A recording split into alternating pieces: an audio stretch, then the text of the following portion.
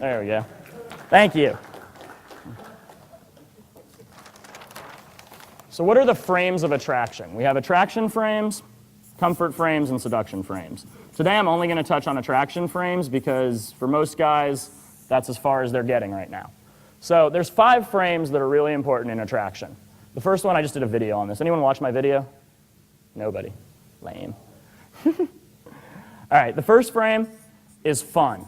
This is the biggest, to me, people talk about DHVs, people talk about value, all these routines. The number one thing that determines whether or not you're going to get a girl is how much fun she has. You can break every single rule. You can demonstrate a ton of low value, you can be needy, you can be creepy. You can break literally every rule. If the girl's having fun, she's going to stay. If you're the most fun option, she's staying no matter what. This was actually a huge thing for me because like I said, all the things I teach come because I made a bunch of mistakes learning this shit. I learned this shit probably the hardest, most roundabout, stupid way you could. So what happened was I used to go out with this guy named Future who used to teach with us. And this was probably 2005, maybe 2006. And we were in Central Park. I remember this like it was fucking yesterday. We're in Central Park and he's gaming this girl and he's saying some creepy ass shit, really creepy shit. And I'm just back then, I was real sensitive to value shifts and stuff. So I was it was frying my brain. I'm how is this girl not walking away? And she stayed and he ended up fucking her. And I was how the fuck did that happen? The answer was she was having a lot of fun. Fun overrides everything. So many guys go out and you're all nervous or you're in your head. The point of going out, the point of picking up women is it's fun. It's not like dismantling a fucking atomic bomb. If you're not having fun out there, stop doing it. All right, next, we have playful. Attraction routines are not going to be these long, drawn-out things where you're I have an intuition about you. I bet you that as a young girl, something happened to you to make you grow up before you were ready, right? You're not going to do that. You're in a fucking club, right? Everything you do in attraction should be playful. Don't take the shit too seriously. It's not a real interaction. One of the things I always say is for the first 10 minutes, nothing the girl has to say matters. I'm on camera saying that. Nothing she has to say matters because you're running your game, right? You don't need to listen. Guys all the time, they're oh, I can't hear. The club is so loud. It's so loud. I'm don't listen. Stop listening. Now you don't have a problem. Lean back. Don't fucking lean in. Talk louder. Shut the fuck up and get back in set.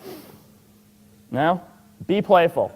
Playful means not serious, teasing, fun, not taking it so fucking seriously. It's not life or death. So many guys, I see them in set and they're it's very nice to meet you. Stiff, fluid, unflexible, right? And then they wonder why they're getting bad reactions. It's not anything you're doing, it's the fact that there's not that playful vibe to the interaction. Think about it like kids. I think kids are the best example of flirting ever. You'll see all of this stuff in watching 4 and 5-year-old kids play with each other. Right? You'll see the little boy run up to the girl and shove her and be I hate you. And what does she do? She runs after him, right? Runs after him. The way kids interact is the way we want to be interacting. There's a lot of different reasons for this. The basic evolutionary reason is that positivity and playfulness and a healthy attitude is a health indicator, right? Anyone who's super negative, you assume that a lot of bad shit happens to them in their life. You meet someone who's man, my mom, and then they've got this shitty job and I have to get up really early and you're wow, you suck. Please kill yourself. But you meet someone who's hey man, how's it going? You're wow, nothing too bad. This guy must be fairly successful because he's so fucking positive. That wouldn't happen if a bunch of bad shit happens to him. It's the emotional equivalent of having big muscles. Girl sees a guy with big muscles, she's oh, that guy can protect me. Girl sees a guy who's super positive, she's oh, that guy's probably pretty cool. Next. What do we have next? Fun, playful, teasing. Teasing is one of those skills that you have to get really good at because it's another overarching skill. A lot of people have read The Art of Seduction.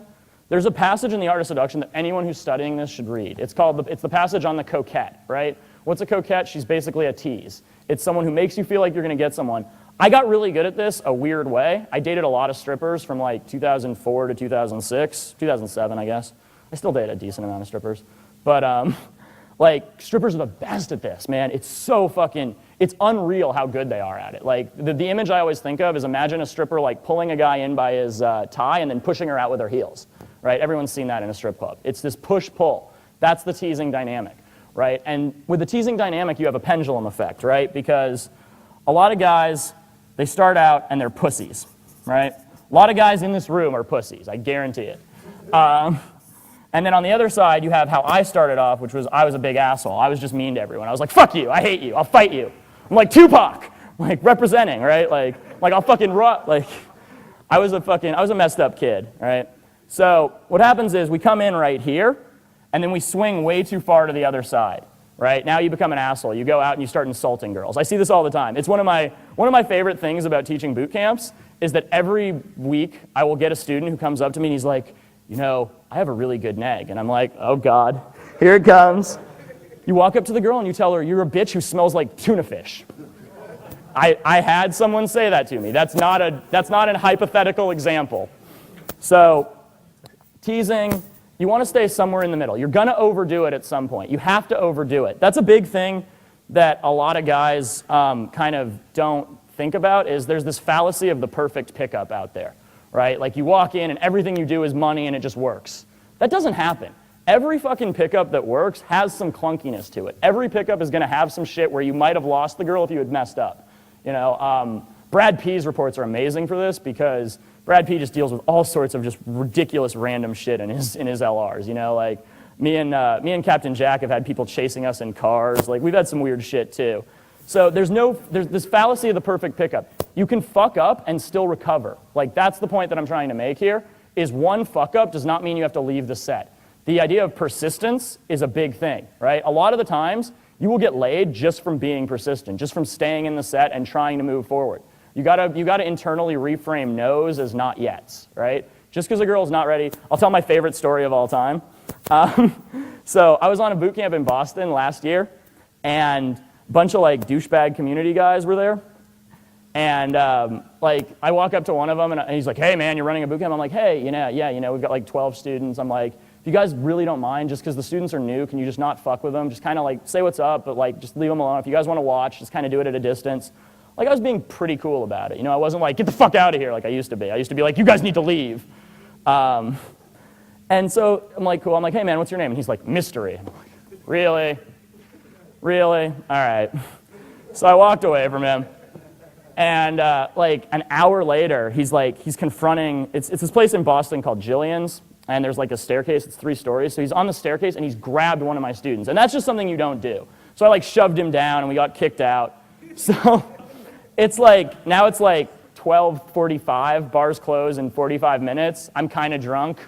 I just got kicked out of a club and I'm with 3 students and another instructor. Not really in state, as you would call it, right? So we roll to this bar down the block and I go in and there's a girl who's like my perfect physical type. My type is big boobs, short, red hair, and freckles. Like, there's a girl like that, I'm done. It's a problem. But so, like, one of the students was actually talking to her friend, so I'm like, all right, I'll go wing the student. I'm like, but I've got 45 minutes, so here's what I'm going to do. I'm going to go in, and all I'm going to do is tell her I'm going to hit on her, tell her she's my physical type, tell her I like her, and tell her I want to have sex with her. So I went in, and that's what I did for 45 minutes. And she's like, well, it's not going to happen. And I'm like, we'll see. I'm very charming. She's like, I'm not going to sleep with you. I'm like, we'll see. I'm going to try. You're fully within your rights to say no, but I'm going to keep trying. So if you want to leave, go ahead. And she's like, ah. And so I tried to kiss her 4 times. 4 times. And I got like, you guys ever seen Blind Date where they have like the rejection counter in the corner? My rejection counter was at 4. And then the lights go on. And I'm like, all right, let's go. And she's like, I'm not going home with you. I'm like, yes, you are. I'm like, let's stop pretending you're not. And she's like, fine, but we're not having sex. I'm like, we'll see. And then while we're having sex, she's like, remember when I told you we weren't having sex? I lied. I'm like, no shit. Really? Tell me something I couldn't figure out on my own. But the idea is you can get rejected and still get the girl. You can get rejected a bunch as long as you don't take it badly. What happens when guys get rejected is they let it affect their state, and that's how you lose the set. If a girl can tell that she just affected your emotional state, she loses all attraction for you. Why? Because men are supposed to be like rocks in the storm. Anyone read Way of the Superior Man? You guys should all read that. I feel like that's the definitive, if you want to really get the idea of how women are emotionally and how men are supposed to be, that's a great book to read. In there, he talks about being the calm in the storm, right? Because women are these swirling seas of emotions. I don't mean that like girls are super emotional, but I mean like girls are a lot more emotional than guys. But we need to have that strong rock. They need to have something.